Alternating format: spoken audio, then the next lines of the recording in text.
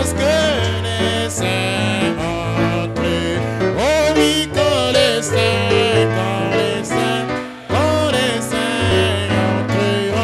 ce jour-là, lorsque les saints entreront. Oh Seigneur, Seigneur, Seigneur, je veux être dans ce nombre. Oh, lorsque les saints entreront. Que Dieu vous bénisse abondamment. Que Dieu vous bénisse. Oh, j'espère que nous sommes dans l'expectative alors que nous sommes ici et que nous sommes sur un terrain de ceux qui ont la foi. Parce que nous devons venir ici par la foi. La foi de recevoir tout ce que Dieu a à nous donner ce soir. Et comme tout de Dieu s'obtient par la foi, quel que soit le problème que tu as, crois simplement. Tout est possible à celui qui croit. Je vous salue dans le nom du Seigneur Jésus-Christ. Nous sommes heureux d'être au milieu de vous. Et la grâce qu'il nous a accordée à nous tous de nous retrouver dans sa maison. C'est tout simplement une grâce, vous savez. Aucun de nous n'a les commandes de sa vie entre ses mains. C'est Dieu qui a tout prédestiné. C'est pourquoi nous devons toujours lui rendre gloire et lui dire qu'il me soit fait selon ta volonté. Accomplis le but pour lequel tu me maintiens en vie. Je voulais vous annoncer le retour de notre pasteur. Après une semaine passée à Pointe-Noire, il rentre avec son épouse. C'est la sœur Bénie. Oh, la sœur Bénie aussi est là. Ils sont rentrés ensemble. Que le Seigneur les bénisse. Et ce matin, j'étais avec le pasteur. Je lui ai posé la question. Mais alors, comment la mission pour laquelle le pasteur est parti là-bas, comment ça a été? Il m'a dit que c'était un plein succès. Que Dieu soit béni pour cela. Que le nom du Seigneur soit loué. Et lorsque le but est marqué, toute l'équipe est dans la joie. Ceux qui ne sont pas dans la joie sont toujours des suspects. Donc nous remercions le Seigneur pour cela. Alors j'avais une autre annonce qui est celle-là vraiment triste à vous donner. C'est que nous avons perdu une sœur, une maman ici, membre de notre église, ancienne dans ce message, parce qu'elle a cru à Ouando là-bas quand notre pasteur a commencé l'œuvre là-bas. Et c'est la maman de notre bien-aimé pasteur Méchac, de Makwa, de la pierre de fête de Makwa. C'est la sœur Onanga Faustine qui nous a quittés depuis le lundi vers 22h. Je vous avais donné l'annonce, je pense, le dimanche. Il fallait vraiment prier pour elle. Mais le Seigneur a décidé de la retirer. C'était vraiment triste quand j'ai été informé. C'était vraiment triste. C'est le pasteur Méchac qui m'a appelé vers 22h, 23h en pleurs. Parce que c'est lui qui m'avait informé que la maman était malade.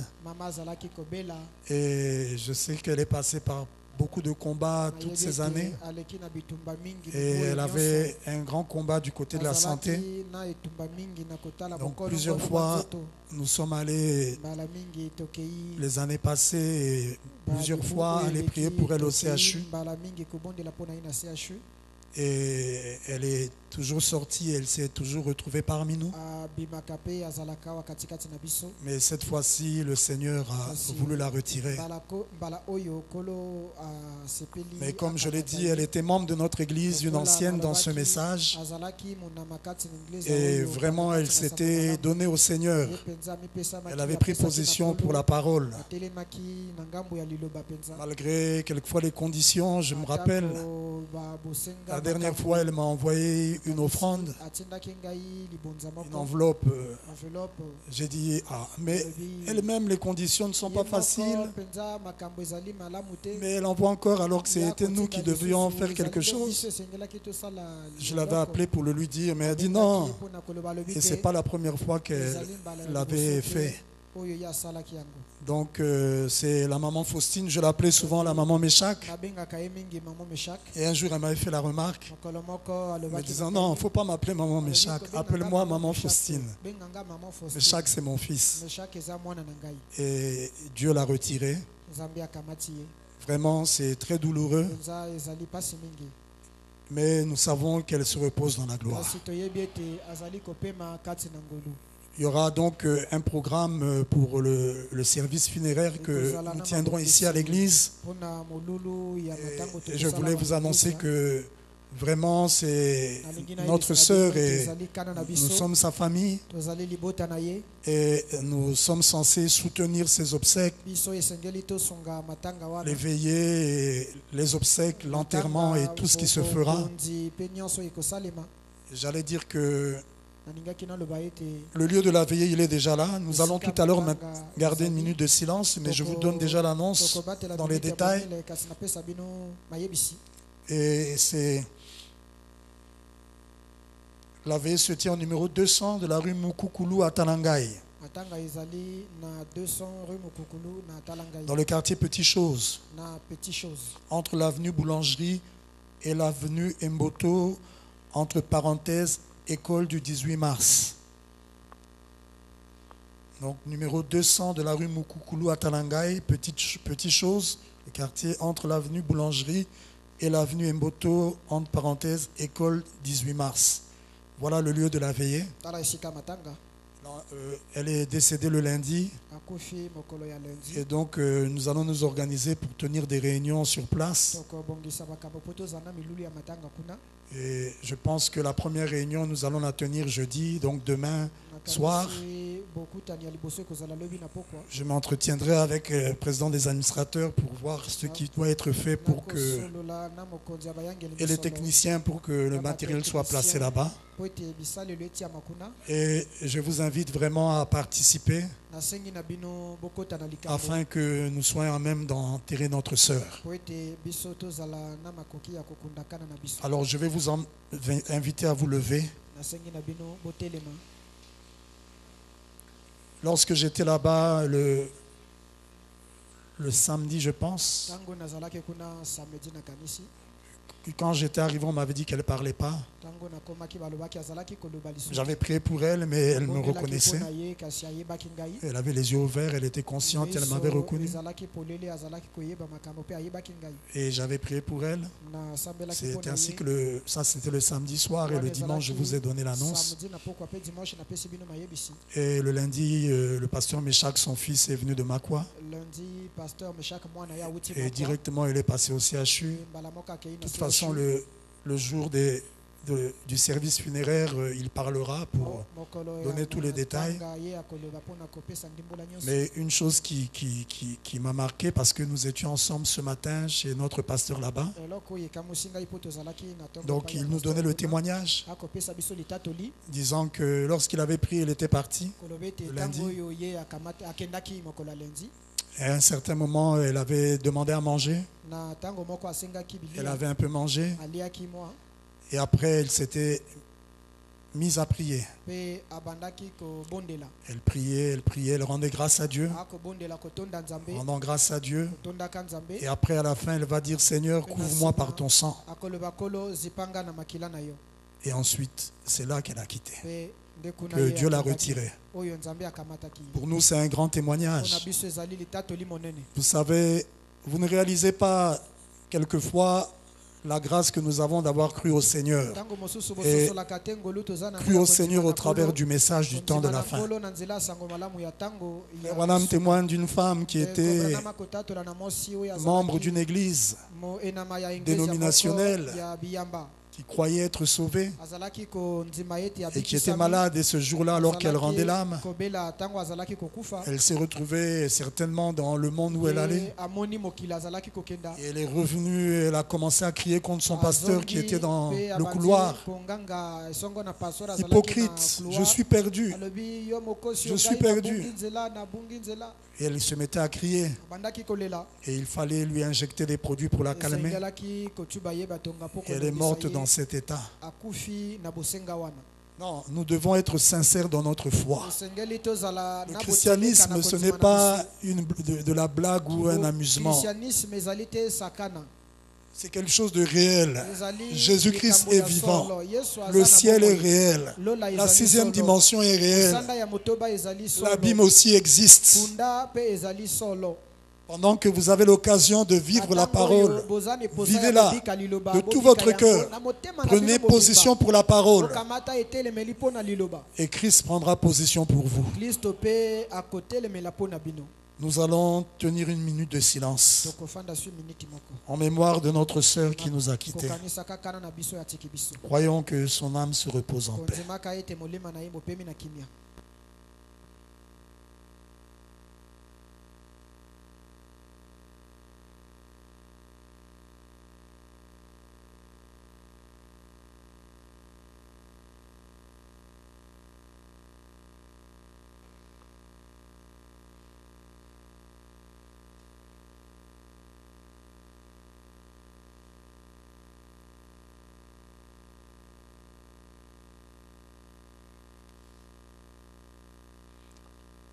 Prions. Seigneur de gloire, Maître de l'univers, c'était une surprise pour nous, Père. Nous savons que ta fille est passée par beaucoup de combats en ce qui concerne sa santé. Plusieurs fois, elle a été hospitalisée, mais tu l'avais toujours fait sortir, Père. Et nous pensions qu'il en serait ainsi encore cette fois-ci. Mais toi, tu as accompli ton plan. Nous n'avons rien à dire à cela, Père. Si ce n'est comme Job, de dire l'Éternel a donné, l'Éternel a repris. Que son nom soit béni. Sachant, Père, qu'elle est passée par beaucoup de moments difficiles. Mais malgré ça, sa foi était toujours dans ce message. Et j'ai appris aujourd'hui qu'elle était même à Makwa lorsque notre pasteur était là dernièrement. Elle était là pour l'ordination de son fils. Nous croyons, Seigneur, alors qu'elle l'a cru jusqu'à la fin, que toi tu t'es souvenu d'elle, car tu n'es pas ingrat. Tu n'oublies pas ce que nous avons fait pour toi. Nous savons que nous ne méritons pas le salut ou le ciel, Père, mais toi tu n'oublies absolument rien. Alors que nous prions, Père, nous te rendons grâce pour sa vie. Et nous croyons que son âme repose en paix dans ta présence, Père. Nous prions pour les enfants, pour le pasteur Meshach, tous ses enfants et la famille, tous ceux qui l'ont connu, ton peuple, afin que tu sois la consolation de chacun. Que tu prennes la prééminence des obsèques, toutes les veillées qui auront lieu jusqu'au jour de l'enterrement, le service qui aura lieu ici à l'église, que tout soit entre tes mains, Père. Laisse-nous soutenir les obsèques de notre sœur en apportant notre contribution financière afin de l'enterrer dignement.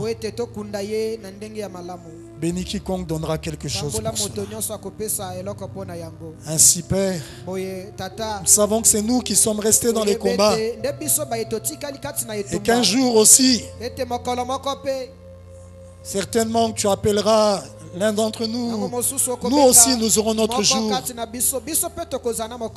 Mais laisse-nous être prêts. Car nous savons, ce qui compte, ce n'est pas comment nous quitterons la terre, ni quand nous quitterons la terre. Mais ce qui compte, c'est d'être prêts. Laisse-nous vivre chaque jour en lavant nos robes, en vivant pour toi, Père. À toi, nous nous recommandons et te recommandons tout le programme des obsèques ainsi que la famille. Merci pour tout, Père. Tu es le grand consolateur. Sois la consolation pour chacun. Qu'il en soit ainsi. Au nom du Seigneur Jésus-Christ. Amen. Que Dieu vous bénisse. Donc je rappelle que vraiment elle était membre de notre église. Considérez que c'est notre soeur, notre maman qui nous a quittés. Je pense que là c'est la photo. Et considère que c'est ta maman, et si c'était ta maman, ce que tu allais faire. Et faisons ce que nous pouvons faire en apportant notre contribution. Au plus tard, le dimanche, nous devrions avoir réuni toute la somme pour que le lundi, nous apportions l'offrande que l'église aura eue. Maintenant, le dimanche, nous vous donnerons certainement le jour de l'enterrement et le programme que nous aurons ici à l'église. Tout ça, ça sera le dimanche, Dieu voulant. Donc voilà l'annonce que je tenais à vous faire. Alors sans plus tarder, je vous invite encore à vous lever. Pardonnez-moi, nous allons lire la parole de Dieu.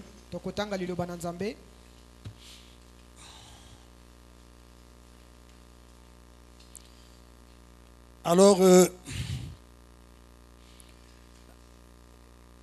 j'ai fini avec mon sujet sur la musique, le chant et la danse selon Malachie 4.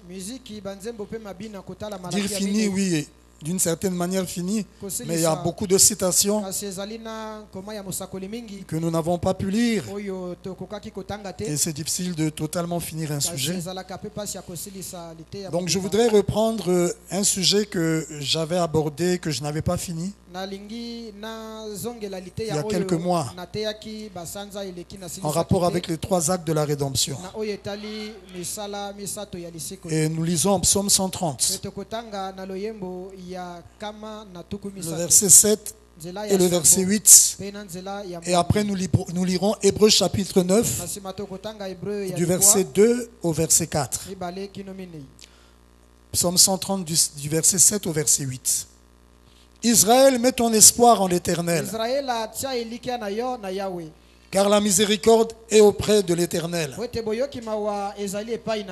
et la rédemption est auprès de lui en abondance. C'est lui qui rachètera Israël de toutes ses iniquités.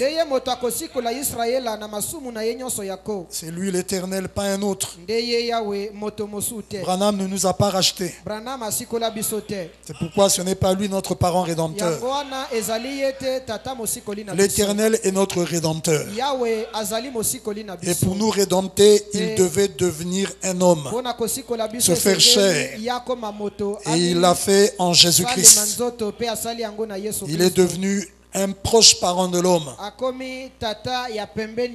C'est pourquoi notre parent rédempteur, c'est le Seigneur Jésus-Christ. Pas un autre. Hébreux chapitre 9, versets 2 à 4.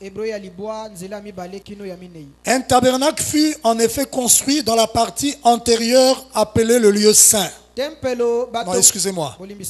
Quand on ne respecte pas la ponctuation, ça semble embrouillé. Non, on dit un tabernacle fut en effet construit. Ok, il y avait un point. Dans la partie antérieure, appelé le lieu saint, était le chandelier, la et les pains de proposition. Derrière le voile, le second voile, se trouvait la partie du tabernacle appelée le Saint des Saints. Nous pouvons nous arrêter là. Que le Seigneur bénisse la lecture de sa parole. Mais avant d'entrer dans cette prédication, je voudrais lire des citations que je n'ai pas pu lire le dimanche, qui je crois peuvent aider beaucoup d'enfants de Dieu, parce que quoique le dimanche on parlait beaucoup plus de la musique et du don de chanter, de jouer à la musique, mais quand j'ai parlé des dons, je parlais d'abord des dons en général, avant de mettre l'emphase sur le don de chanter et de jouer à la musique. Mais je voudrais quand même lire ces citations qui vont aider certainement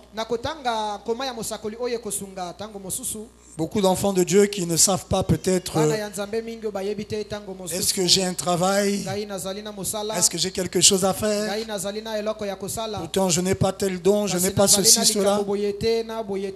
Donc en rapport avec les dons. Mais avant, je vous lis une citation dans le chef-d'œuvre du 5 juillet 64, au paragraphe 184 et 185. C'est sur l'inspiration. Frère Branham déclare: debout là-bas dans un couloir, je pense Sœur Dodge et les autres, après que j'eusse serré la main à Bill, j'étais là et ils ont tous tourné le coin. Il y avait tout ce monde-là. Un ministre effrayant passa jusqu'à moi, avec son col tourné vers l'arrière. Il m'a dit, donc ce ministre s'est adressé au prophète: pourquoi êtes-vous toujours en train de réprimander les gens? Il a dit: ces gens-là croient que vous êtes un serviteur de Dieu et que vous devriez être doux et gentil avec eux et tout.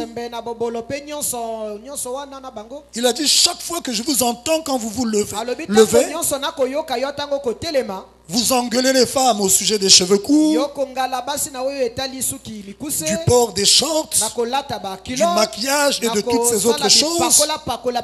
Et vous engueulez les gens, vous leur dites qu'ils sont froids et formalistes et indifférents. Il a dit: pourquoi faites-vous ça? Il a dit: ces gens-là vous aiment.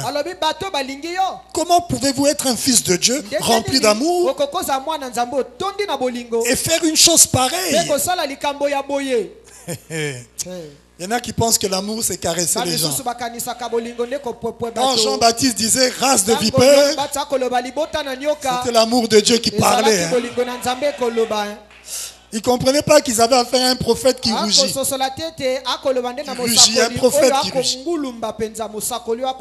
C'est ceux qui ne comprenaient pas. Maintenant, pendant que l'homme l'a parlé, frère Branham déclare: j'ai pensé, Seigneur, permets-moi de répondre à cet homme intelligent. Tu vois, permets-moi de lui répondre. C'est ça, quelquefois quand vous avez des débats, priez. Quelquefois, ce n'est pas toujours la citation qui va résoudre le problème, mais juste une parole inspirée va résoudre le problème. Il dit: permets-moi donc de lui répondre quelque part, pour qu'il se pende avec sa propre corde. Il dit: oui, j'ai dit. Eh bien, je dis: monsieur, avez-vous déjà lu l'histoire du grand producteur de musique du grand compositeur appelé Beethoven? Un grand compositeur connu dans le monde, Beethoven. Frère Branham lui dit: avez-vous déjà lu son histoire? Il a dit: oh, bien sûr, j'ai lu l'histoire de Beethoven. J'ai dit: il a probablement déchiré beaucoup de brouillons. Des corbeilles pleines. Mais il a donné au monde des chefs-d'œuvre. Pour arriver à ces chefs-d'œuvre-là, il a certainement déchiré des brouillons, des trucs qui avaient raté, qui n'étaient pas ça. Mais il a donné au monde des chefs-d'œuvre. Moi, je n'aurais pas pu trouver une telle réponse. Mais écoutez la suite. L'homme là, le prédicateur là, il n'a plus ouvert la bouche. Il n'a pas ajouté un seul mot. Donc ça, c'était suffisant pour l'amener à comprendre qu'il avait tort. Et frère Branham dit, maintenant c'est pour ça là que je lis la citation. Quand il était assis, Beethoven, dans son bureau, sous l'inspiration, il écrivait quelque chose. Sous l'inspiration. Il allait dans son bureau pour prier. C'est là que j'ai découvert que Beethoven priait aussi. Je ne savais pas. Ça m'a étonné. J'ai dit, ah bon, Beethoven priait? C'était un chrétien incroyant. Il dit qu'il était assis dans son bureau sous l'inspiration. Il écrivait quelque chose. Donc sous l'inspiration. Il allait dans son bureau pour prier. Ça ne correspondait pas. Et ça, nous aussi, les prédicateurs, nous vivons ça. Tu as un sujet qui t'est inspiré. Tu médites, tu prends des notes. Une pensée te vient, tu médites. Quelquefois, la pensée que te vient, tu compares à la parole, tu trouves dans ça là. Ça, c'est pas conforme parce que c'est pas conforme au message. Tu rejettes ça. Et tu médites, tu pries encore. Et au fur et à mesure, l'inspiration de Dieu vient. Et tu contrôles tout par la parole. Lui aussi, compositeur. Il devait écrire sous l'inspiration. Et il allait dans son bureau prier.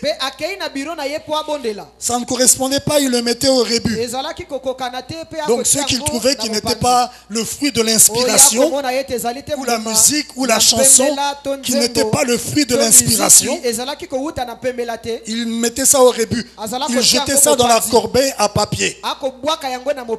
Mais quand il avait terminé, que tout était donné par inspiration, le monde avait un chef-d'œuvre. Donc dans tout ce qu'il recevait, il y avait des choses qui étaient données par inspiration, d'autres qui n'étaient pas données par inspiration. Ça là, il jetait ça. Les prédicateurs aussi, c'est comme ça. Ça, ceux qu'on trouve que, ah non, ce que je reçois là, c'est pas. Je jette, je prie encore, Dieu m'inspire, je note, je compare, et ça je garde. Et à la fin, suivez, mais quand il avait terminé, que tout était donné par inspiration, tout. C'est pourquoi j'ai dit, les chants, les paroles, l'inspiration. Je ne reviens pas sur le sujet, hein. Ne vous en faites pas. Peut-être quelqu'un m'a dit, oh, il reprend encore avec ça. Je ne reviens pas sur le sujet. Je ne vais pas encore lever l'épée. Là, pendant que je montais, on m'a donné un papier. Je lisais ça pendant que je montais, c'est un message. Et je lis là. C'est un message en rapport avec ce que nous avons apporté. Hein. Et l'esprit, quand je lis là, le début là, m'encourage. Me disant que ce n'est pas moi qui ai été sévère. C'est Dieu qui a été sévère. Ah, je lirai tout ça seul d'abord et je verrai si je pourrais lire ça.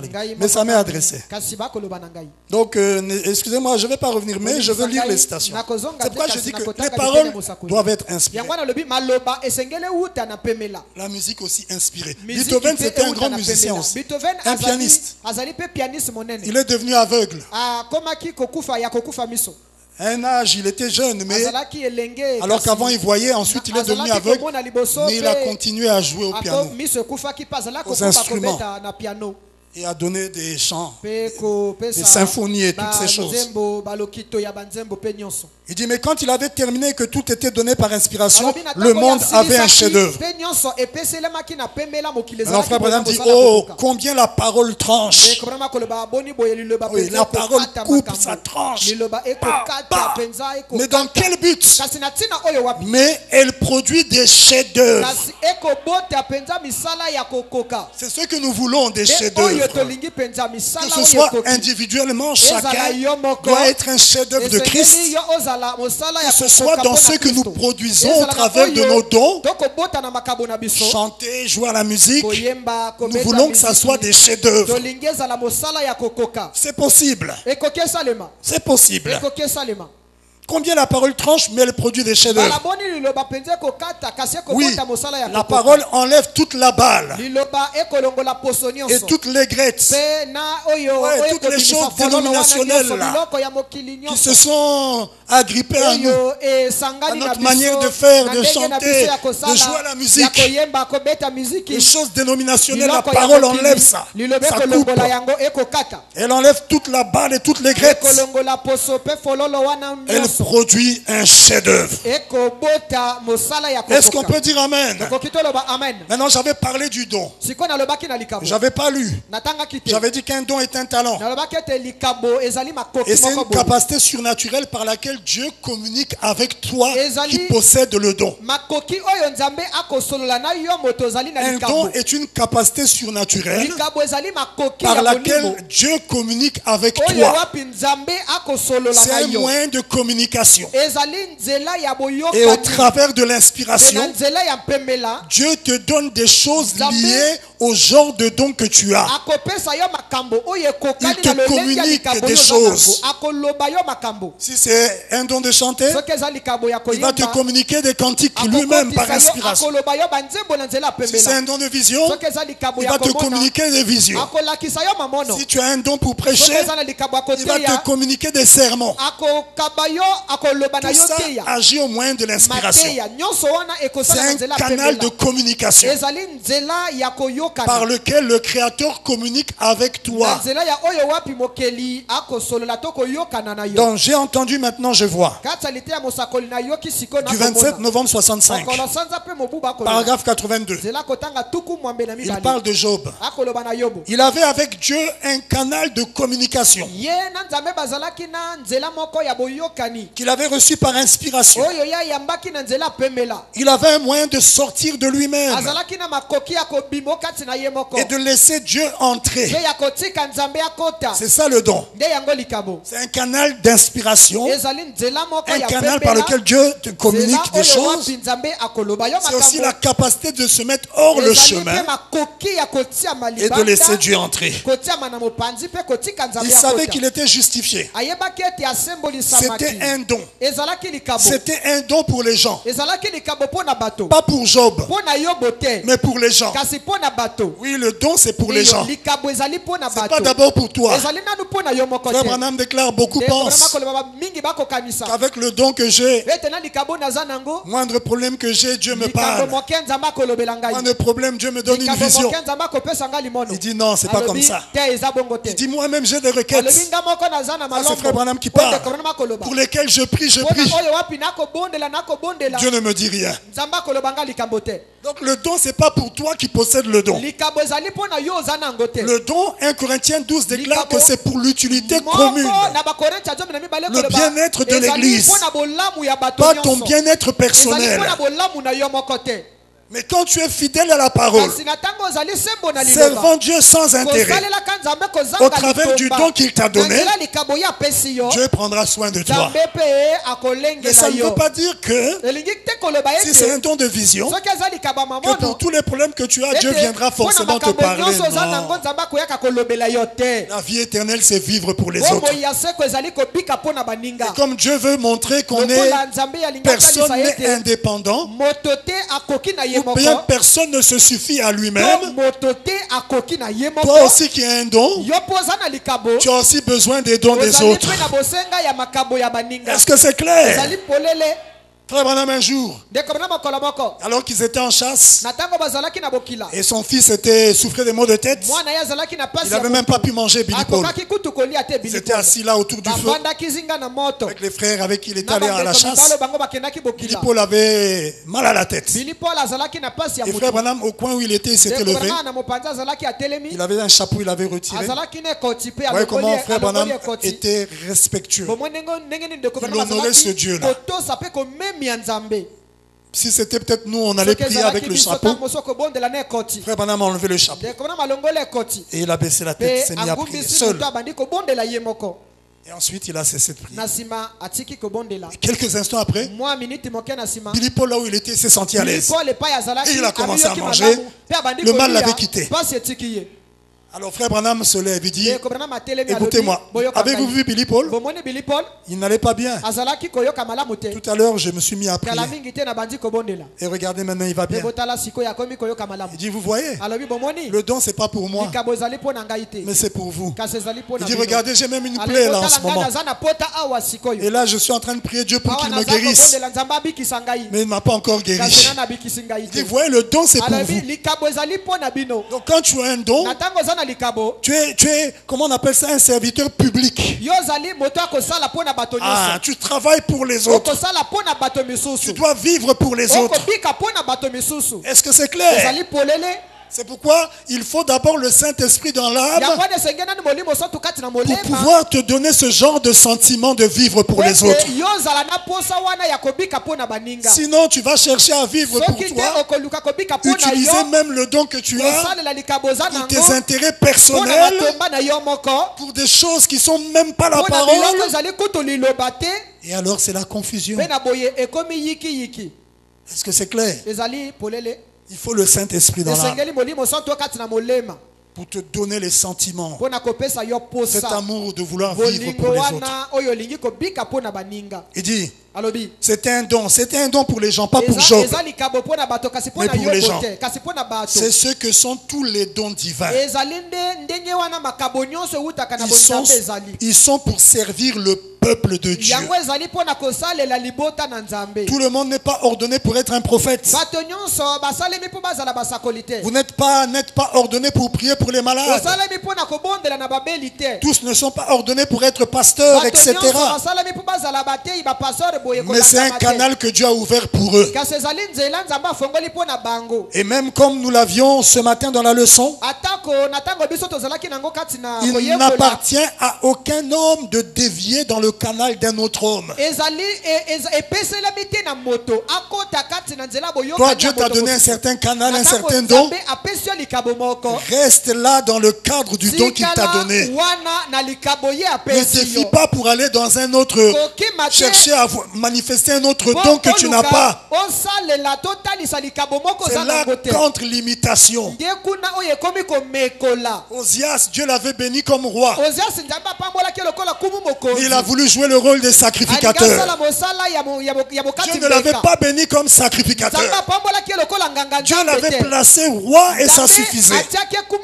Le sacrificateur, lui aussi, il avait son travail donné par Dieu. Mais quand il a vu que Dieu l'avait tellement béni comme roi, il s'est dit qu'il pouvait aussi entrer dans le temple faire le service. L'orgueil, quelle que soit la manière dont Dieu te bénit, par les dons que tu as, ne pense jamais être au-dessus de la parole. Absolument pas. Personne n'est au-dessus de la parole. La parole doit être au-dessus de chacun. Humilie-toi devant Dieu. Dieu n'est pas ton camarade. Il n'est pas un petit enfant que tu vas tirer. Il est un père. Et il châtie celui qui aime. C'est pas parce que tu manifestes la gloire que tu peux te permettre n'importe quoi. Abraham déclare, pour toute iniquité, vous paierez ça. Dieu te fera payer ça. Et Osias a payé. Les sacrificateurs lui ont dit non, roi, ne fais pas ça. Il dit non, j'ai le droit de le faire, Dieu m'a béni. Dieu m'écoute. Il est entré, il a pris l'encensoir. Paf, la lèpre l'a atteint. Il est mort lépreux. Parce qu'il a voulu dévier dans le canal d'un autre. Dans le don, dans le travail d'un autre. Rassurez-vous que ce que vous voulez faire, c'est ce que Dieu vous a destiné à faire. Sinon, Dieu ne va pas te récompenser. Parce que c'est essayer de rendre un service à Dieu, mais en dehors de sa volonté. Rendre un service à Dieu, c'est bien. Mais rassure-toi que tu es dans sa volonté et sa volonté parfaite. Il n'appartient à aucun homme de dévier dans le canal d'un autre homme. Peu importe combien il était inspiré, combien cela semblait bien. Est-ce que c'est clair? Pourquoi? Parce que chacun de nous a une place et un travail. J'avais dit qu'il n'y a pas de chômeur dans le corps de Christ. Et Frère Branham déclare là. Donc nous voulions voir Jésus. Du 5 décembre 54. Paragraphe 17. Beaucoup parmi vous connaissent mon ministère. Vous avez lu les livres. Je suis votre frère.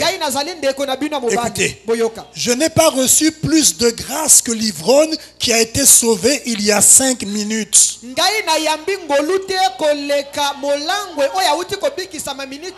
Non, je relis. Je suis votre frère. Je n'ai pas reçu plus de grâce que l'ivrogne qui a été sauvé il y a 5 minutes. Il n'a pas dit qu'il n'a pas reçu plus de grâce que l'ivrogne. Non, c'est pas ça. Il n'a pas reçu plus de grâce que l'ivrogne qui a été sauvé il y a 5 minutes. Est-ce que vous êtes avec moi? Donc l'ivrogne qui vient d'être sauvé à peine a la même grâce que le pasteur qui est sauvé depuis 10 ans, 15 ans. C'est le prophète, hein? Est-ce que vous êtes avec moi? Pourquoi il n'y a pas à avoir de complexes? Mais soyons tous humbles et respectueux. Est-ce que c'est clair? Parce qu'il y en a qui sont complexés. Pas goï-goï, complexé. Ouais. Non, lui il se sent tellement... Parce que le chrétien doit considérer l'autre au-dessus. Ça, c'est la parole. Lui, il se minimise tellement. Voilà. Tellement, ça c'est un mauvais... Être humble, oui. C'est normal. Mais tu dois croire en la grâce que Dieu t'a accordée et en ce qu'il a fait de toi. Il y en a qui se minimisent tellement. Au point où ils ne pensent même pas qu'il est un fils de Dieu. Ils ne pensent même pas qu'il est serviteur de Dieu. Là aussi, ça ne va pas. Là, c'est le diable qui te trouble, qui te tourmente. On n'est pas fils de Dieu par nos œuvres d'abord. On est fils de Dieu par prédestination. Et cette prédestination a été prouvée par le fait que tu as cru la parole du temps de la fin avec sincérité. Tu crois que le message est la vérité et que ça t'a été adressé. Dans ton cœur, tu crois que Frère Branham est le prophète que Dieu a envoyé au temps de la fin. Que son message est l'absolu. Mais c'est la preuve que tu es un élu. Il y en a qui se minimisent tellement qu'ils ne croient même pas qu'il est élu. Ça, c'est une mauvaise position. Je relis. Je n'ai pas reçu plus de grâce. Ça, c'est Frère Branham. Que l'ivrogne qui a été sauvé il y a 5 minutes. Écoutez, voyez-vous, Dieu nous aime tous de la même façon. C'est fort, hein? Ah non, Dieu aime plus un tel. Moi, il ne m'aime pas. Mais la preuve, Dieu aimait plus Jean. Oui, Jean était le type de l'épouse. Et si tu es un élu destiné à être membre de l'épouse, sache que Dieu t'aime. Il nous aime tous de la même façon. Ce qu'un homme dans la chair polygame ne pourrait pourrait faire difficilement.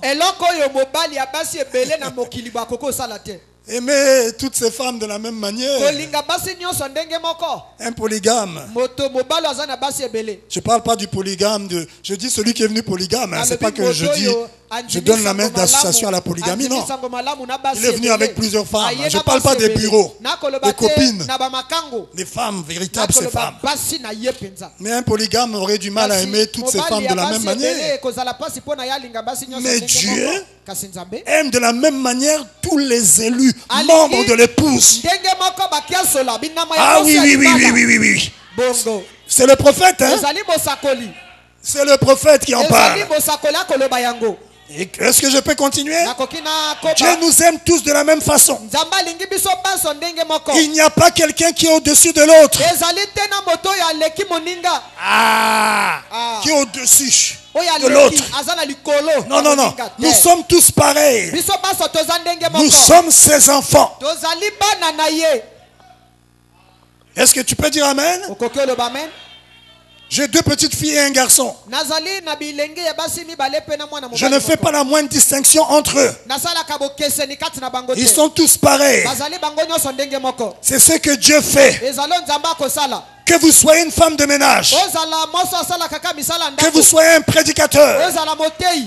Oh non, il est prédicateur. Oh Dieu m'aime beaucoup. Hein? Mais moi, la femme de ménage, est-ce que Dieu m'aime vraiment comme le prédicateur? Ça, c'est des raisonnements dénominationnels. Que vous soyez une femme de ménage, que vous soyez un prédicateur, que vous soyez un diacre, ou quoi d'autre, aux yeux de Dieu, nous sommes tous pareils.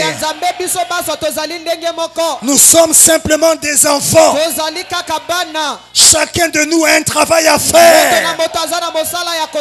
Et faisons-le de tout notre cœur. Est-ce qu'on peut dire Amen? Dieu nous aime de la même façon. Chacun de nous a un travail à faire. Faisons-le de tout notre cœur. Donc ne te sous-estime pas. Mais quand tu as un travail, tu dois être rassuré et être sûr que c'est Dieu qui t'a appelé à faire le travail. Est-ce que c'est clair? Il ne faut pas supposer ou bien le titre là, convaincu puis concerné.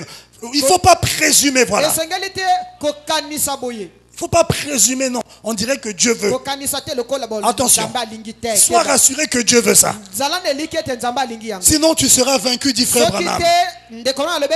Si tu fais le travail qu'il ne t'a pas destiné à faire, bonjour les échecs et la défaite, tu seras vaincu.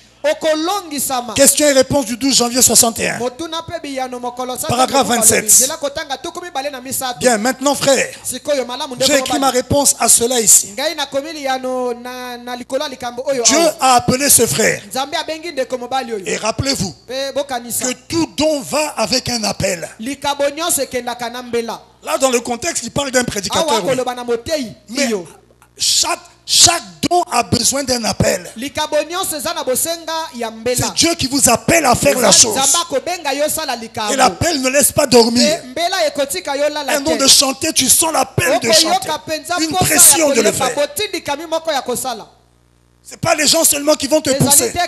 Il y a quelque chose en toi qui te contraint de faire ça. C'est l'appel de Dieu. Dieu n'appelle pas seulement les prédicateurs. Est-ce que c'est clair? Dieu a appelé ce frère, il a un appel dans sa vie. Maintenant, il y a quelque chose d'important que nous pouvons prendre comme thème et consacrer la prédication de toute la soirée. Voyez-vous, ce seul point, un appel. Être sûr de son appel et de son élection. Voyez, nous n'avons pas à nous demander si nous avons été appelés. Vous devez être appelés. Sinon vous serez vaincus. Nous livrons un combat. Et si tu n'as pas été appelé, mais comment tu vas vaincre dans le combat? Tu dois être sûr que tu as été appelé à chanter, à jouer à la musique, qu'il y a un don à ça. Tu as été appelé à faire ça, à prêcher, à faire ceci, cela. Il y a un appel qui va avec chaque don. Si vous êtes vraiment sûr, frère, que votre appel vient de Dieu et que vous avez été appelé de Dieu pour faire un travail, 3 points de suspension. Il y en a qui disent que Dieu ne m'a rien donné comme don. Écoutez la réponse du prophète. Oh non, moi j'ai pas un don. Écoutez, combattre ardemment pour la foi. Du 4 avril 54, paragraphe 3.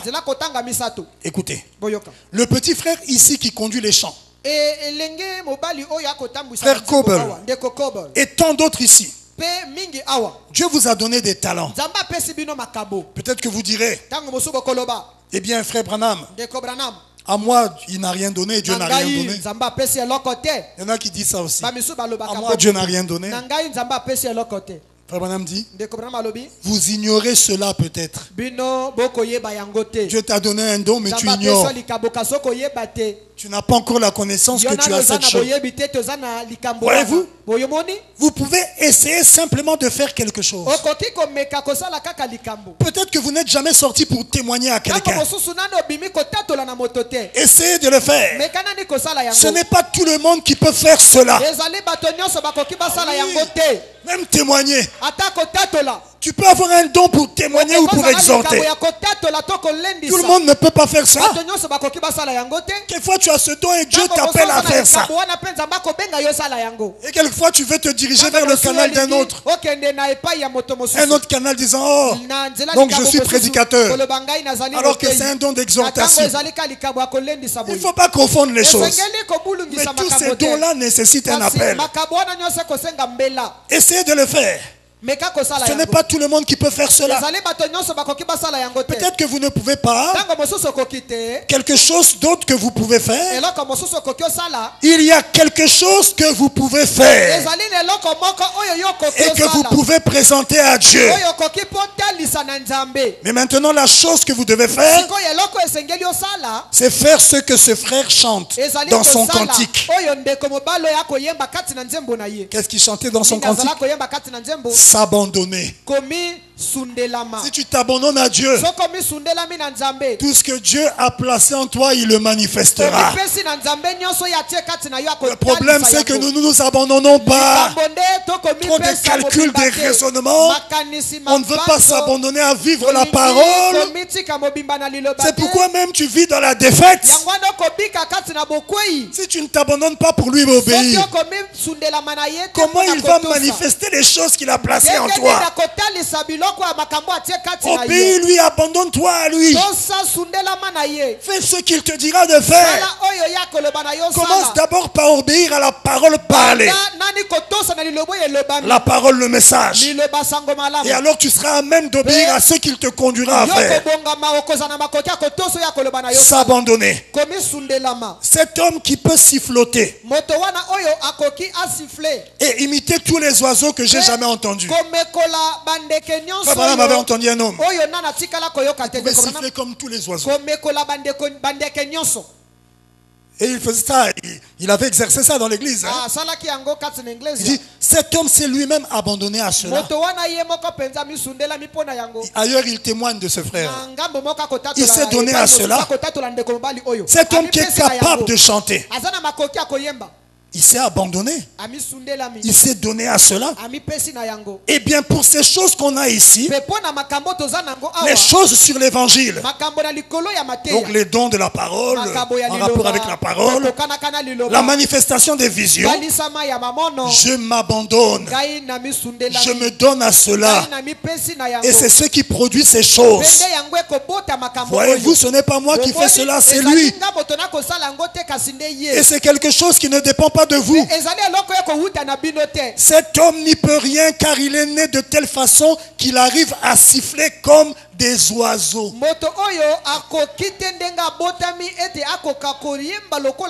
Il n'est pas allé apprendre ça dans une école.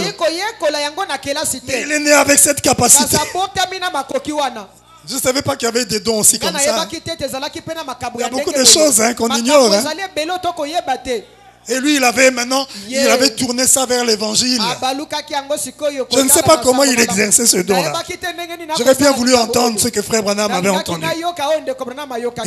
Il dit, cet homme n'y peut rien. Il est né de telle façon qu'il arrive à siffler comme les oiseaux. Eh bien, il est simplement, c'est comme ça qu'il est né. Cet homme qui vient de chanter, c'est pareil. Et voir des visions, c'est tout aussi normal pour moi que ça l'est pour eux de faire ces choses. Voyez-vous donc ce que je veux dire? Tout cela c'est pour l'édification à la gloire de Jésus-Christ le Fils de Dieu. Donc on veut des dons, des gens qui sont abandonnés, pas qui forcent, on sent que non, ils forcent. Quand tu forces, va d'abord prier, consacre-toi. Consacre-toi, prie d'abord. C'est pourquoi même quelqu'un qui chante, qui joue à la musique doit être quelqu'un, un homme de prière. Parce que le Saint-Esprit doit entrer et l'utiliser. C'est ça le don. Dans Jéhovah Jireh, du 12 juin 57, paragraphe 70. Maintenant, je déclare que Jésus est ressuscité des morts et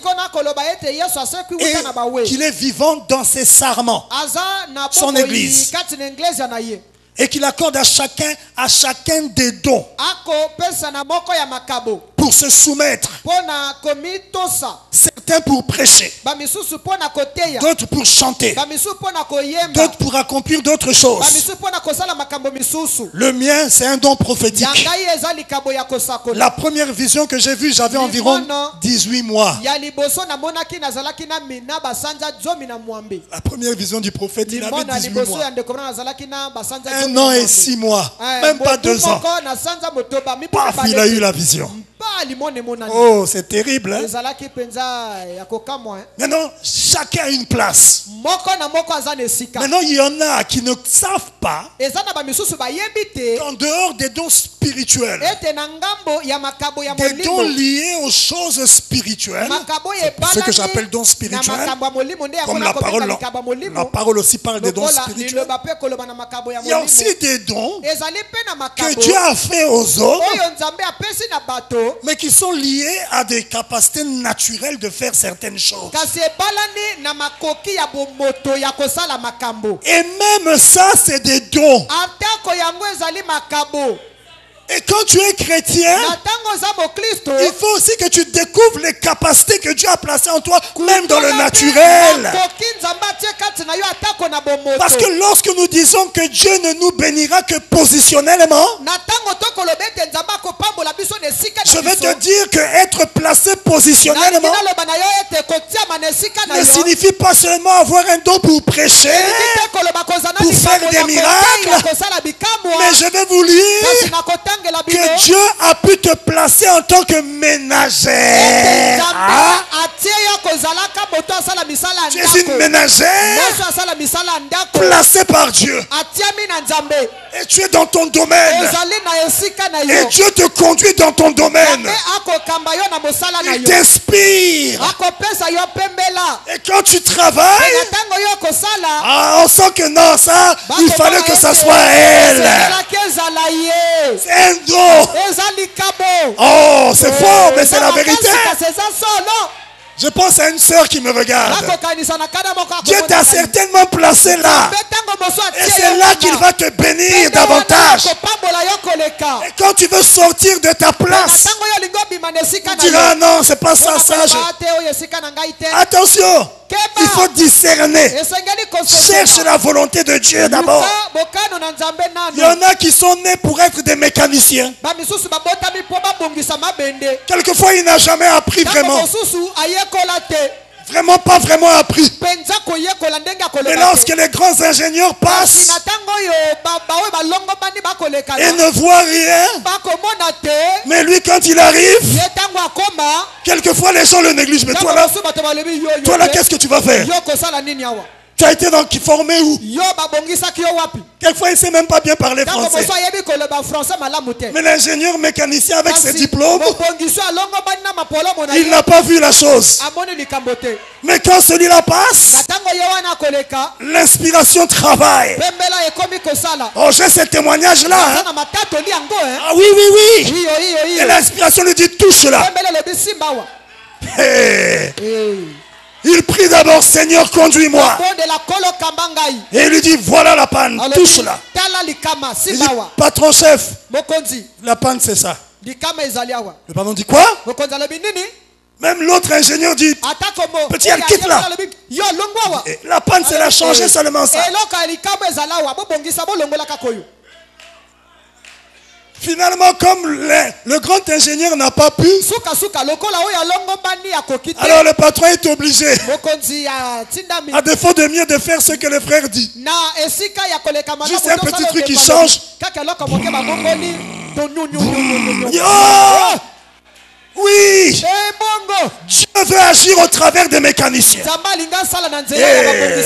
Je connais la mécanique. Hein? Oui. Oh, mais il connaît toutes les sciences des hommes. Quand j'ai eu la voiture que notre pasteur m'a offerte, comme avant la première voiture que mon bien-aimé frère Grégoire m'avait offerte, la RAV4, elle était manuelle. Et là j'avais appris à conduire la voiture manuelle. L'autre c'était une automatique. Oh, il y avait une chose que j'ignorais. C'est que quand comment on appelle le levier là, la boîte de vitesse, n'est pas à paix, parking, pour parquer. Quand vous mettez ça ailleurs, au lieu de mettre à parking, vous ne pouvez pas démarrer. Donc il faut mettre à paix. Alors là tu peux démarrer. Ça je ne savais pas ça. Un jour je vais démarrer. La voiture ne démarre pas. Je vais démarrer, ça démarre pas. Je ne sais plus comment j'ai fait. Finalement, ça démarre. Je ne savais pas que j'avais mis à paix. Un autre jour, ça s'est reproduit. Je suis allé voir un réparateur. Il m'avait bouffé l'argent, près de 40 000. Par ignorance. L'ignorance est un défaut qu'on doit éviter. Mon peuple meurt par manque de connaissances. Je lui ai expliqué dans la voiture, mais je démarre ça. Il m'a dit, bon, allez vous asseoir là-bas. Dans le bureau là-bas, moi-même, je vais... Alors là où j'étais, je m'étais dit, donc il a ouvert le Nieman ou quoi là, il a rangé.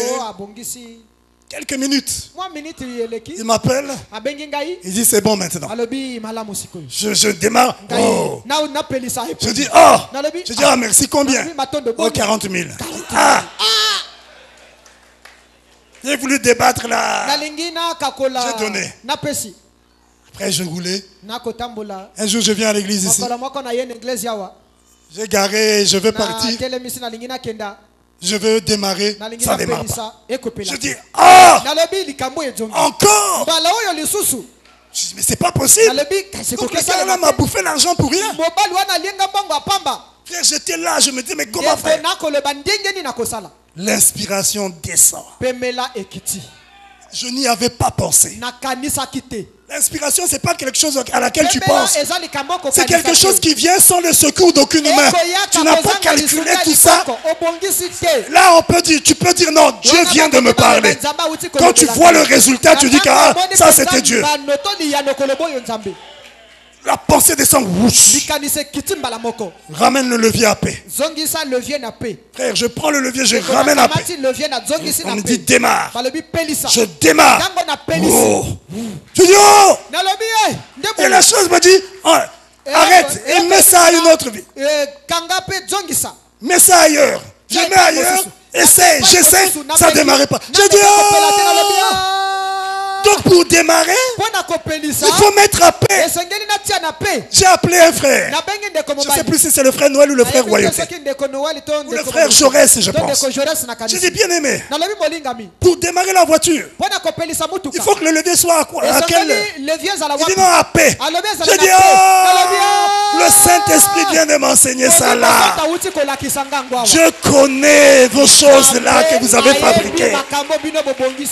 Il faut associer le Saint-Esprit. Il y en a qui ont des capacités données par Dieu. Oui, c'est un mécanicien. Le mécanicien de Dieu. La ménagère de Dieu. Il faut connaître sa place. Tu peux penser, non, ça c'est pas un don. Mais pourtant c'est là que Dieu veut te bénir. Et tu rates les bénédictions.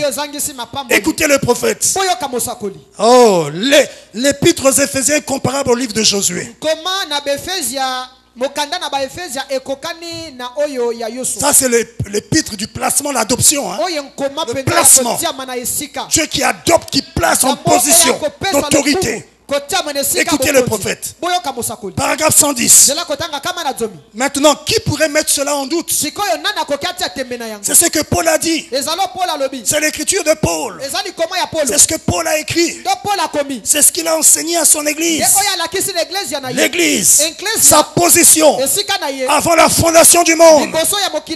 Lorsque Dieu, dans les douleurs de son enfantement, était en train de mettre au monde, de vous mettre au monde, connaissant que ce que vous alliez faire, il vous a placé à votre position dans son propre corps. Corps grand, c'est le corps de Christ, pour que vous soyez une ménagère, que vous soyez un cultivateur, que vous soyez un prédicateur. Dieu place une sœur pour qu'elle soit une ménagère. Il place quelqu'un pour qu'il soit un cultivateur. Et toi tu te bats pour chercher le boulot dans les bureaux. Non, je dois avoir un travail dans le bureau. Dieu t'a donné une place. Toi c'est la terre. Ce que tu vas planter, Dieu va bénir ça. Parce que c'est ta place. Discernons la volonté de Dieu. On ne doit pas se comparer. Chacun doit être à sa place. Oh non, Dieu ne bénit pas. Non, Dieu bénit.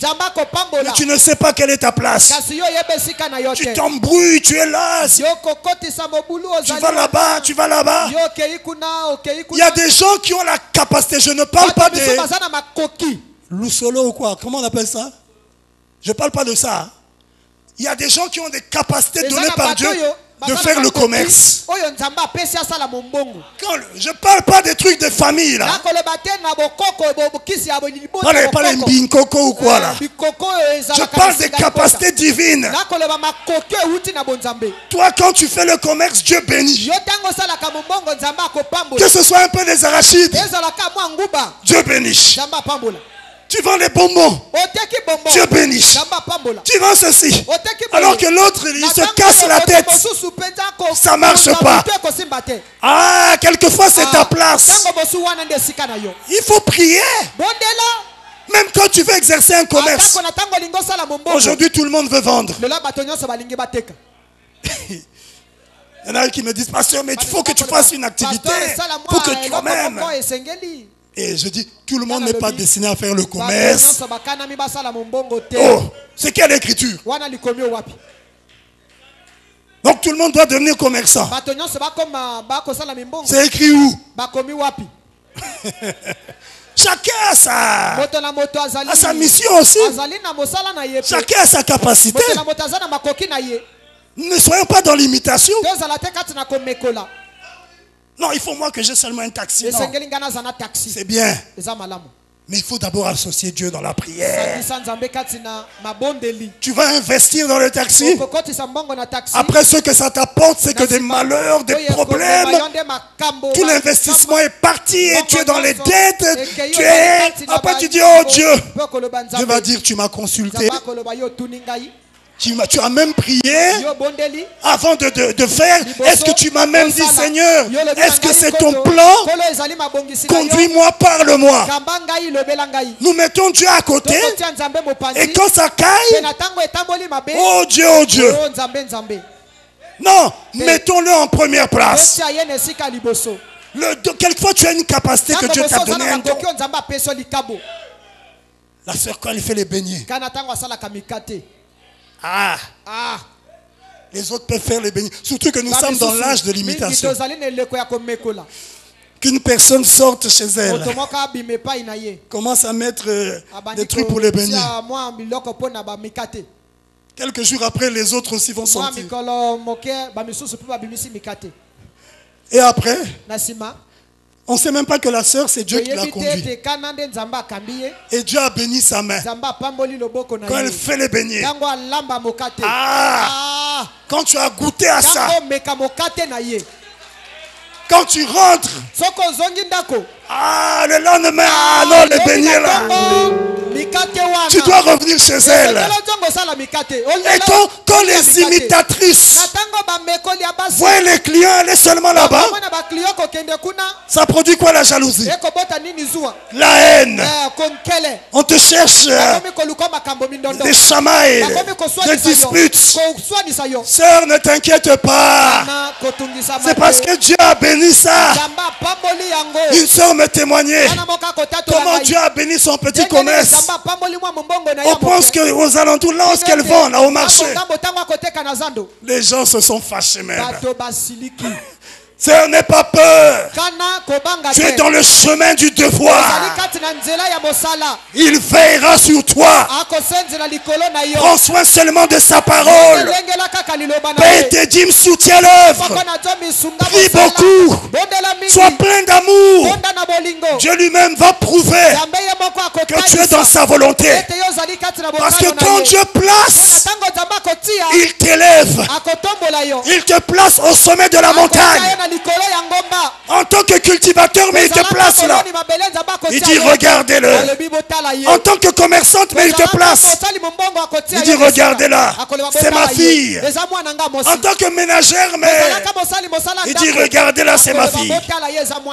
Pas seulement les pasteurs, les prédicateurs, non. Il vous a placé à votre position. Oh, je disais que j'allais juste lire les citations, mais ça devient une prédication. Bon, allons-y comme ça. La prédication qu'on devait apporter, ça sera vendredi. Il vous a placé à votre position. Dans son propre corps. Pour que vous soyez une ménagère. Que vous soyez un cultivateur. Et la sœur qui marche par la vue. Le frère vient. Sœur, je vais te fréquenter. J'ai vu le pasteur. Première question. Tu fais quoi? Au lieu que la première question, est-ce que tu as le Saint-Esprit? Ça, il n'y en a même pas dans la pensée. Ça n'existe même pas. Elle se pose la question le Saint-Esprit. Elle-même, elle n'a pas le Saint-Esprit. Elle va s'intéresser à ce que le frère ait le Saint-Esprit. Non, qu'il ait le Saint-Esprit ou pas, pourvu qu'il ait un bon travail, beaucoup d'argent. Oh oui, Dieu m'avait parlé. Et quand tu demandes Dieu, t'as dit quoi? Oh, j'ai oublié, pasteur. Yes. La convoitise de la chair. Danger de mort. On ne marche pas par la vue, mais par la foi qui est la révélation. Ah, amen. Oh, ça c'est inspiré, hein, j'aime ça. Moi-même je dis amen. Est-ce que vous êtes avec moi? Eh oui. Si le frère dit non. Tu fais quoi dans la vie, frère? Je suis cultivateur. Ah, surtout dans notre âge là. À la pierre de fête là. La sœur va entendre cultivateur. Frère, tu n'as vu que moi ici là. Il y en a même qui vont dire, oh quelle malédiction. Oh pitié. C'est ça être charnel. Elle ne sait pas que le frère, Dieu l'a placé dans sa position de cultivateur. Elle le voit tout simple. Mais Dieu le bénit par là. Mais quand le frère dit non, moi je suis... Tu fais quoi frère? Oh tu sais moi là. Tu sais là le français même change. On commence à singer. Ah, on veut parler comme un français. Oh, tu sais moi. Je travaille dans une société d'export. La sœur entend export. Quelquefois elle ne sait pas ce que c'est. Mais export. On dirait que c'est lui que Dieu m'a envoyé. Oh pitié. Tu te maries à cause du mot export. Quelquefois tu vas épouser un démon sans le savoir. Et il va te montrer les exports là. Attention, ne marchez pas par la vue. Ne néglige, ne sous-estimez pas. Soyez sérieux dans la prière, dans la sincérité. Cherchez la volonté de Dieu. Vous savez qu'il y en a qui ont construit des maisons en vendant de l'eau.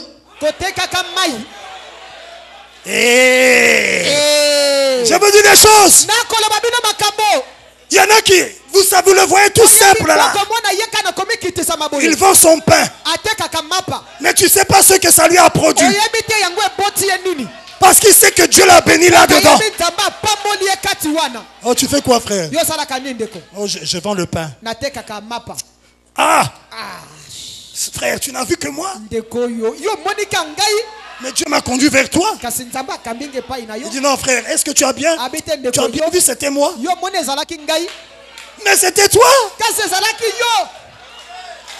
Cherchez le Saint-Esprit. Si vous deux vous avez le Saint-Esprit, vous vous mariez par révélation. Et vous êtes fidèle à Dieu.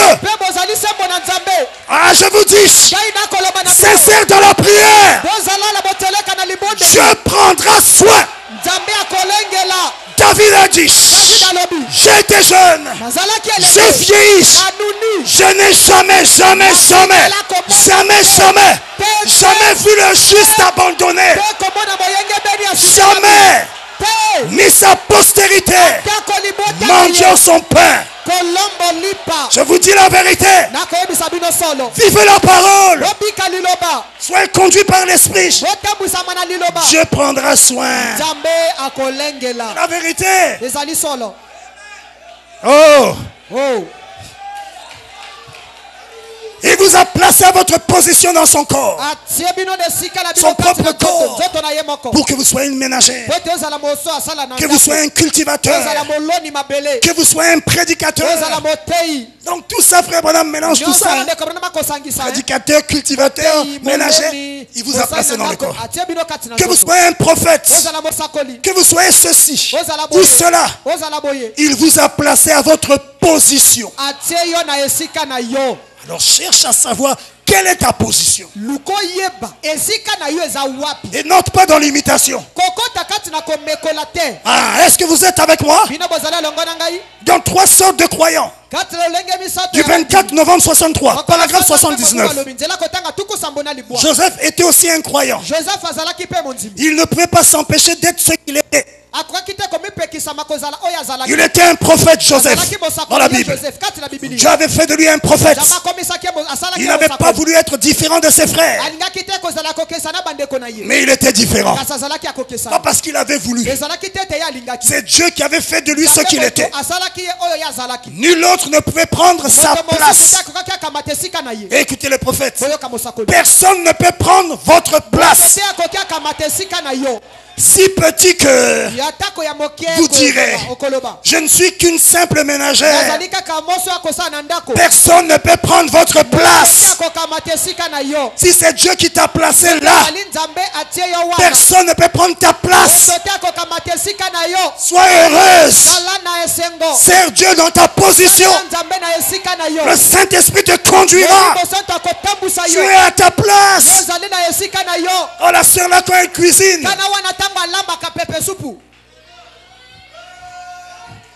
même le frère veut que ça soit la ménagère qui cuisine. Non frère, ne fais pas ça quand même. Sinon madame va se fâcher. Hein? Mais tout de même, il faut reconnaître ce que Dieu a fait de l'autre. Tu sais que ma ménagère la prépare bien. N'aie pas honte de lui dire, ah mais comment tu fais ça? Apprends-moi à cuisiner ça. Apprends-moi à faire ça. C'est ça un chrétien? Mais tu vois qu'elle prépare bien. L'orgueil, le cœur s'enfle de jalousie, de haine. Qu'est-ce qu'elle veut montrer elle? Mais c'est toi qui l'as fait venir pour qu'elle travaille chez toi. Elle est à sa place. Dieu a béni ce qu'elle fait. Cherche aussi à voir comment elle fait. Ne sois pas jaloux. Est-ce que c'est clair? Vous direz, je ne suis qu'une simple ménagère. Personne ne peut prendre votre place. Dieu, dans sa grande économie, a mis ainsi en ordre le corps de Christ, de manière que personne ne peut prendre votre place. Combien j'aimerais prendre la place de Billy Graham? Nous tous les ministres. Mais nous ne pouvons pas le faire. Mais rappelez-vous simplement ceci. Billy Graham ne pourrait pas prendre notre place. Vous voyez, nous avons chacun une place. Certains d'entre nous sont évangélistes. D'autres sont prophètes. D'autres sont docteurs. D'autres sont pasteurs. Quoi que nous soyons, ménagères, mécaniciens, paysans, quoi que ce soit, Dieu vous a mis à votre place. Est-ce qu'on peut dire Amen? Alors cherchons à connaître notre place et agissons par rapport à ça. Et tu verras ce que Dieu va faire. Et Frère Branham déclare qu'il y a un couronnement. Le couronnement du ministère. Pas seulement Frère Branham, pas seulement le prédicateur, mais toi la ménagère. Si tu as été placé comme ménagère, c'est ton ministère, c'est ton travail, et Dieu veut te couronner. Et le couronnement dont je parle aussi, c'est aussi l'adoption. C'est un couronnement. Ton ministère peut être cultivateur, ménagère, c'est ton travail. Ministère signifie aussi travail. Il faut être à même de comprendre ça. Il reste que 5 minutes. Écoutez, l'état présent de mon ministère, du 8 septembre 62, paragraphe 138.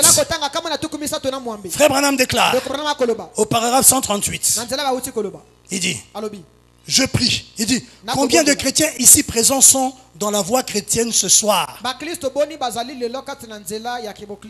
et sont heureux d'avoir commencé il y a longtemps? Le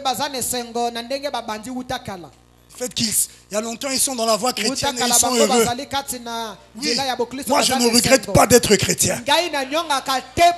Au contraire, je regrette tout le temps que j'ai perdu dans le monde. Je dis, oh Dieu, si c'était à refaire, j'allais naître dans le message. C'est pourquoi quand nous voyons des enfants qui naissent dans le message et qui s'embrouillent à faire n'importe quoi, Il y a une petite colère qui monte. Là. On dit, mais vous ne comprenez pas la grâce que vous avez. Je disais un jour aux jeunes, dans mon bureau, mais nous on est passé par la vie là que vous avez. Vous menez. On regrette d'avoir vécu cette vie. Et vous avez la grâce d'avoir cru le message jeune. Et vous embrouillez dans ces histoires. Ah oui. Il dit, vous avez pris votre départ et vous avez continué tout au long du chemin. Continuons à vous approcher de la fin. Je prie pour que Dieu couronne votre ministère, quel qu'il soit. Ça peut être une ménagère. Oh, frère Branham. Les sœurs ménagères, vous devez être dans la joie. Surtout si tu as la capacité. Ah! Parce que de nos jours, comme il n'y a pas d'argent, on veut être ménagère et on fait la pagaille là où on va travailler. Ça aussi c'est n'importe. Ça c'est mal. Ah oui. Comme il y avait une vidéo sur internet. On voyait une ménagère qui était censée garder l'enfant. Elle ne savait pas qu'il y avait des vidéos cachées. Des caméras cachées. Qui l'a filmé. Le pauvre petit enfant. Pas. Comme l'enfant pleurait. Elle veut être nourrice, mais elle n'a pas la maternité ou la capacité là. Et que l'enfant pleure. Elle savait qu'elle était seule. Pas. Oh, qu'il y avait des caméras cachées. Le soir, le patron a vu la caméra. On a porté plainte et on l'a viré. Si ce n'est pas ce qu'il y a en toi, ne fais pas. Ne fais pas pour faire. Oh non, il n'y a plus de travail. Je vais seulement aller à l'INSA. Je vais devenir médecin. Les vrais médecins ont l'appel de devenir médecin. Ah. Je vous dis la vérité. Oui, oui, oui. S'il y a beaucoup de pagailles dans nos CHU, dans nos hôpitaux, des gens qui sont entrés dans la santé, qui n'ont pas la compassion, le fardeau des malades, il n'a pas la capacité de faire ça. Lui, c'est l'argent. Un vrai médecin, une vraie infirmière, même s'il n'y a pas l'argent, mais elle ne va pas te laisser mourir. Il y a quelque chose en elle. Et de nos jours, tellement dans l'imitation. Et il y a des enfants de Dieu qui travaillent comme ça dans les hôpitaux. La personne est malade, elle souffre. Sache que tant que tu ne donnes pas l'argent, je ne vais pas te toucher.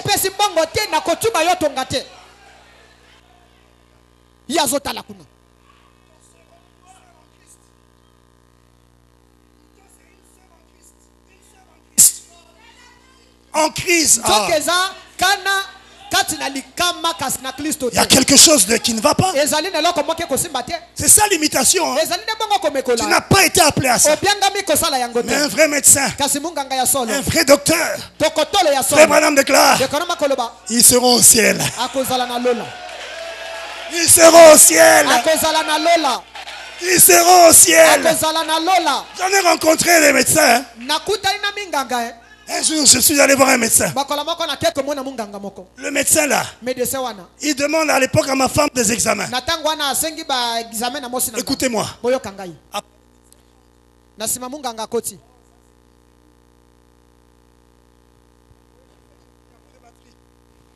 Il y a quelqu'un qui envoûte le micro. Pasteur, tu as fini. C'est pas le frère T qui envoûte le frère là-bas. Le médecin, il dit tel examen, tel examen.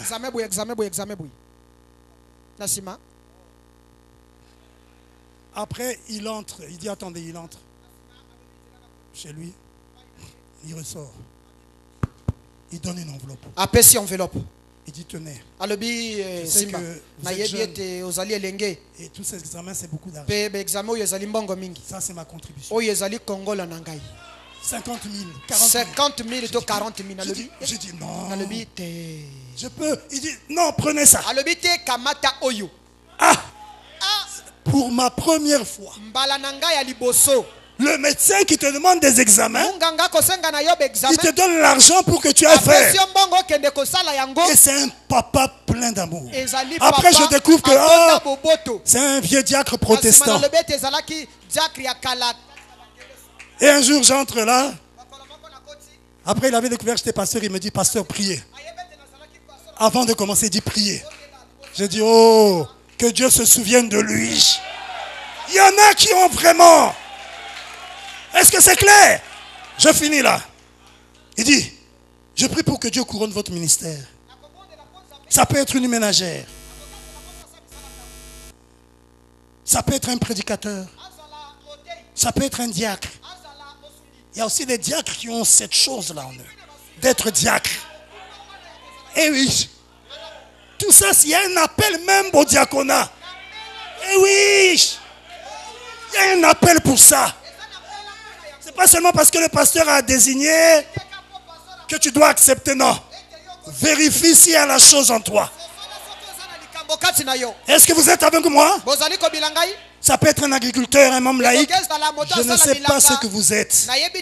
Quoi que vous soyez, puisse Dieu couronner votre vie de la gloire de sa parole. Et dans sa seconde venue, vous enlevez. Mais avant l'enlèvement, qu'il couronne votre vie de la gloire de sa parole. Est-ce qu'on peut dire amen? Est-ce que tu veux ça pour toi? Est-ce que tu peux dire amen? Levons-nous, nous allons prier. Oh, que le nom du Seigneur soit béni. Que Dieu soit loué. Il faut chercher à savoir qu'est-ce que Dieu a mis en toi. La chose que tu négliges, tu ne sais pas que c'est une force. Un don, c'est Dieu. Et oui. Et tu ne sais pas. Tu t'embrouilles par-ci, par-là. Frère Branham déclare. On lui a posé la question, comment savoir votre position, votre place. Il a dit, c'est dans la prière. Priez pour cela. Dieu doit vous révéler. Et ensuite, quand Dieu vous a révélé, pour savoir que c'est vraiment Dieu, quand vous faites la chose, voyez si Dieu bénit. Vous faites la chose, Dieu bénit. Vous faites la chose, Dieu bénit. Donc ce que j'ai reçu, ça vient de Dieu. Parce que quand je fais ça, c'est béni, c'est une bénédiction. Dieu bénit, Dieu met sa main. Donc ce qu'il m'a dit est la vérité. C'est lui qui me l'a dit. Priez. La volonté de Dieu est un mystère. Mais chacun doit prier pour connaître la volonté de Dieu pour lui. Sinon, tu vas errer par-ci, par-là, tu vas faire ceci, cela. Tu vas perdre ton temps parce que tu ne consultes pas ton Créateur. Lui, il sait ce à quoi il t'a destiné. Il sait ce qu'il a placé en toi. Oui, il y a quelque chose, tu as un travail, tu as une mission. Occupe ta place et Dieu prendra soin. Alors que nous fermons les yeux, nous allons nous mettre à prier. Nous allons chanter le cantique. Ils viennent de l'Est et d'Ouest. Ils viennent de lointains pays. Ils viennent fêter avec le roi comme ses invités. Que ces pèlerins sont bénis. Ils viennent de l'Est et d'Ouest. Ils viennent de loin d'un pays. Faites avec le roi comme ses invités. Que ces pèlerins sont bénis.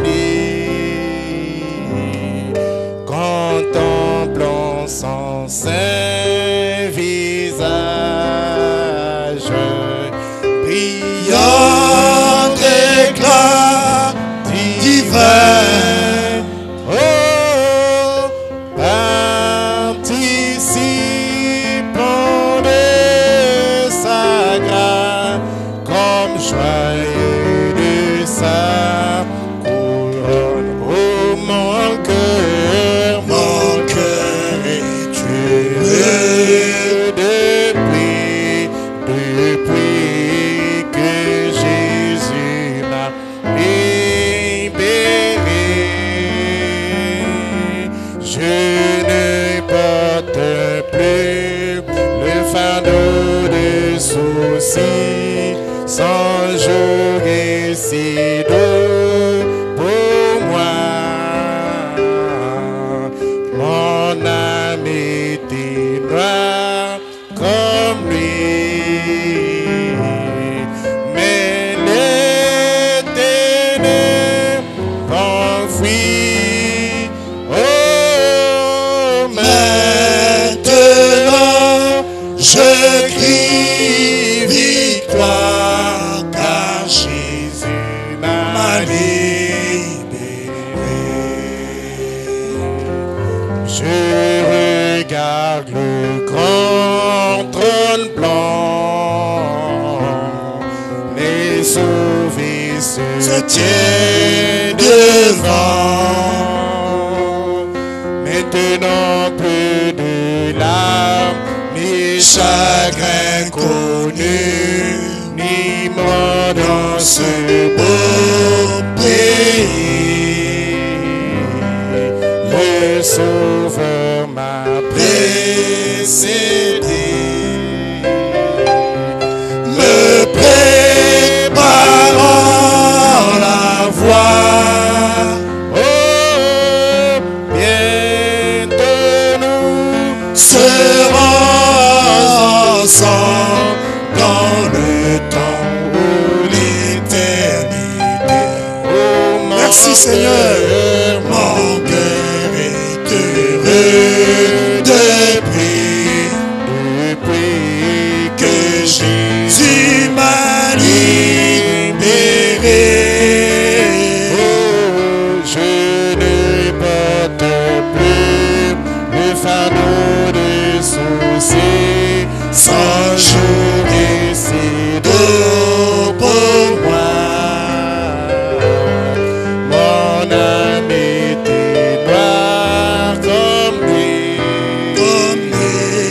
mais le ténèbre m'enfuit. Oh, maintenant je crie victoire, car Jésus m'a libéré. Que chacun parle à Dieu, que chacun s'adresse au Seigneur Jésus-Christ. Il est capable de te révéler ta place, la position à laquelle il t'a destiné. Quelquefois tu ne sais pas quel don œuvre en toi. Parle-lui. Rassure-toi d'abord que tu as le Saint-Esprit. Et ensuite parle-lui, demande-lui qu'il te place à la place qu'il t'a destinée. Et observe ce qu'il fera. Que chacun parle à Dieu.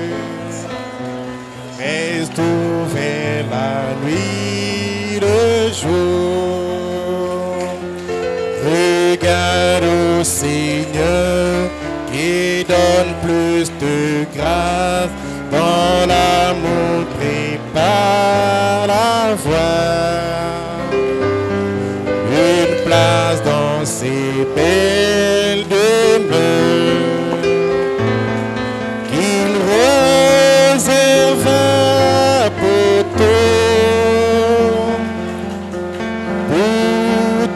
préparer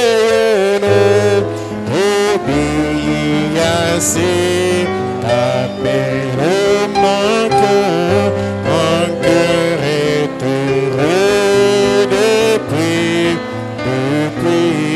que Jésus m'a libéré.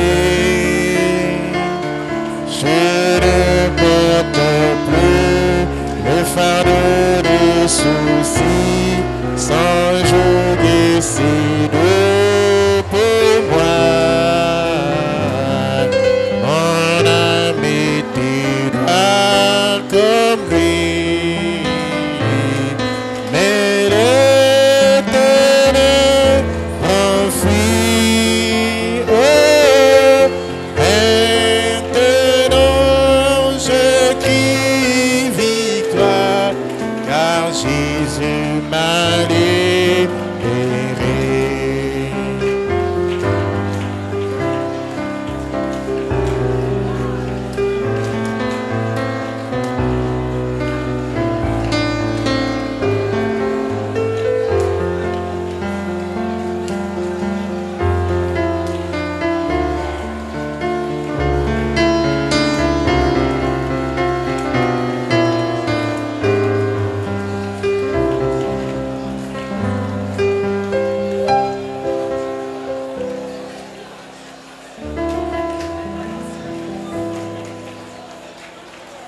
Si tu as le point de prier, prier.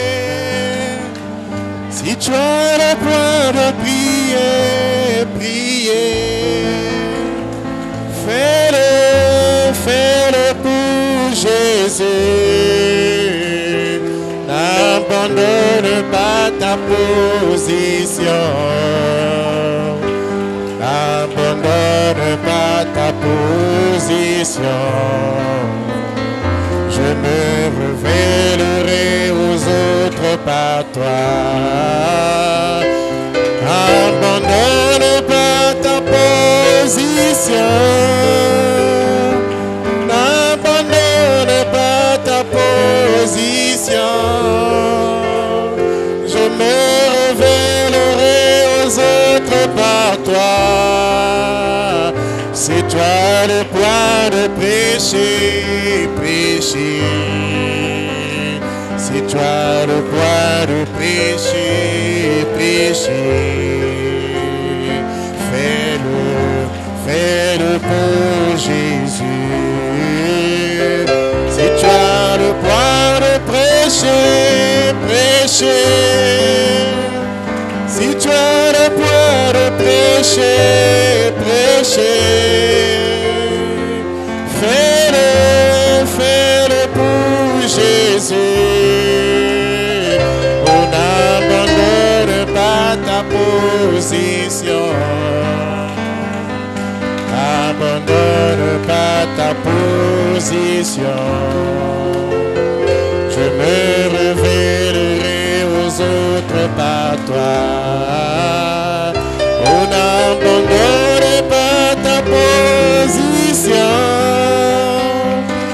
N'abandonne pas ta position.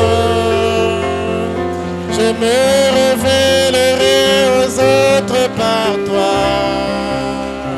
C'est toi le point de prier, prier. C'est toi le point de prier, prier. Fais-le, fais-le pour Jésus. Prions le Seigneur. Oh Seigneur de gloire. Je pensais lire ces citations et ensuite entrer dans la prédication du jour. Mais tu as voulu que les citations et ce que nous avions dit soit la prédication du jour. Accomplis le but pour lequel tu as voulu qu'il en soit ainsi. Dans chacune de nos vies, Père. Accomplis le Père. Dans mon frère. Dans ma soeur. Bénis chacun, Seigneur. Prends la prééminence de nos vies.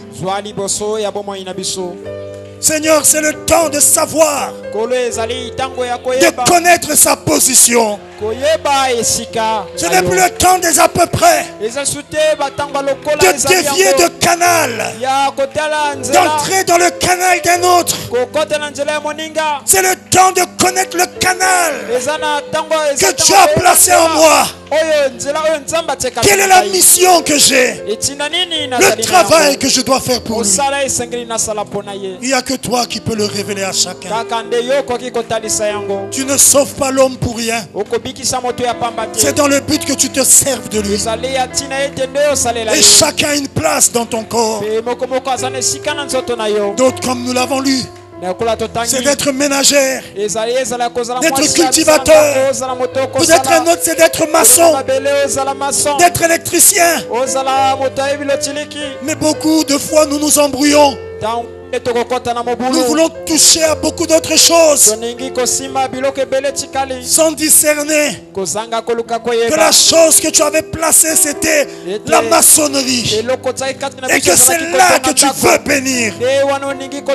Oh Seigneur, laisse-nous discerner, reconnaître ta volonté, chercher la révélation de ce mystère, car ta volonté est un mystère et il n'y a que toi qui peux révéler ta volonté à ton fils, à ta fille. Et c'est dans la prière, Père. Accorde à chacun de prier. Souvent nous nous plaignons, Père, que Dieu ne fait pas, que Dieu ne fait pas, alors que nous faisons tout sauf faire ce que Dieu a destiné que nous devons faire. Et nous nous retardons nous-mêmes. Nous fermons nos portes de bénédiction alors que la chose est devant nous. Nous cherchons quelque chose qui est loin alors que la chose est là sous nos yeux. Mais nous ne reconnaissons pas cela. Nous voulons des choses plus grandes à nos yeux, alors que ce que toi tu veux pour nous est grand. Il n'y a pas de petites choses. Ce que toi tu veux pour nous est grand. Donc c'est ce que toi tu veux, c'est grand pour nous. Laisse-nous reconnaître notre place. Laisse-nous nous attacher à notre place. Laisse-nous nous consacrer dans la prière pour la place à laquelle tu nous as positionnés. C'est alors que nous te verrons te déployer loin de nous l'imitation, loin de nous tout esprit d'imitation. Tu as dit dans ta parole, heureux l'homme qui ne marche pas selon le conseil des méchants. Tout ce qu'il fait lui réussit parce qu'il médite la parole. Il ne fait pas les choses selon sa pensée, mais il s'attend à Dieu pour faire. Et quand c'est toi qui parles, alors tu vas bénir. Aide mon frère, aide ma soeur à t'associer dans chaque facette de leur vie. Et alors nous te verrons, car tu as dit dans ta parole, et vous verrez la différence entre celui qui sert Dieu et celui qui ne le sert pas. Alors que les païens comptent sur les fétiches, les païens comptent sur la magie, ils vont vendre leur âme dans la franc-maçonnerie en essayant de contracter des alliances avec le diable. Mais nous nous tournons vers l'Éternel, le Dieu qui a fait alliance avec nous et qui a dit, et vous verrez la différence entre celui qui sert Dieu et celui qui ne le sert pas. Laisse-nous voir la différence. Tu es celui qui fait la différence. Nous n'avons pas regardé au monde, mais nous avons à regarder à toi. Car tu es celui qui fait la différence. Bénis mon frère. Bénis ma soeur. Révèle à tes enfants leur place. Et laisse-les s'abandonner à toi. À t'obéir. À t'obéir en toutes choses. Accorde-le, Seigneur. Merci pour ta parole. Que cela positionne, Père. Que cela place chacun dans sa position pour voir Dieu agir dans sa puissance de la résurrection. Que les malades soient guéris, Père. Au nom de Jésus-Christ. Que ceux qui sont liés soient délivrés. Dans le nom du Seigneur Jésus-Christ. Que les requêtes soient exaucées, Père. Bénis notre pasteur. Fortifie-le, Père. Il s'est dépensé là-bas. Restaure-le. Soutiens-le, Père. Sois avec lui, sa famille. Le pasteur Ludovic, lui et sa famille. Et bénis ton église. Rentre avec chacun plus près de toi, Père. Nous nous abandonnons à toi. Au nom du Seigneur Jésus-Christ. Amen. Amen. Amen. Amen. Oh, que le nom du Seigneur soit béni. Que Dieu vous bénisse. Je vous invite à vous saluer les uns les autres. Nous sommes arrivés à la fin. Je vous rappelle le décès de notre sœur Onanga Faustine, la maman du pasteur Meshach. La veille se tient au numéro 200 de la rue Mukukulu, Talangay, petite chose, entre l'avenue Boulangerie et l'avenue Mboto, référence école du 18 mars. Jeudi, demain, nous aurons un service. Elle est décédée depuis le lundi. Nous sommes au 3e jour de la veillée. Demain, nous aurons un service là-bas jeudi. Mettons à partir de 17h. Nous aurons un service et des prédications. Nous vous invitons à être là sur les lieux demain. Et nous vous rappelons qu'elle était membre de notre église. Elle a soutenu cette œuvre. Et soutenons ses obsèques, apportons notre contribution. Nous avons l'annonce, c'est le frère Sémile Guichel qui invite l'église C'est l'épée du roi Tabernacle, qui vous invite à prendre part à la convention, je lis l'annonce, à la campagne d'évangélisation qu'il organise au sein de l'église située derrière le marché Jacques Opango. La date, c'est le mercredi.